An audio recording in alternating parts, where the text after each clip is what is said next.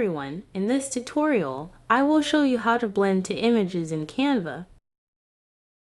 Let's use these two images as examples. First, add them to the page one after the other.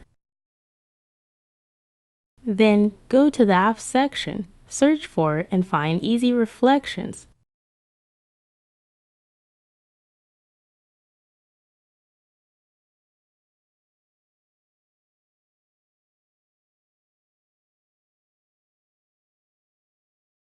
Adjust the settings to your liking.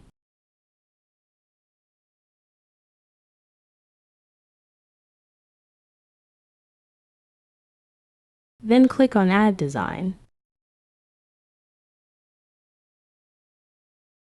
Flip it. Delete the first image, and then customize the two images to blend them seamlessly. And there you have it. If you found this tutorial helpful, please consider subscribing and liking the video. Thanks for watching.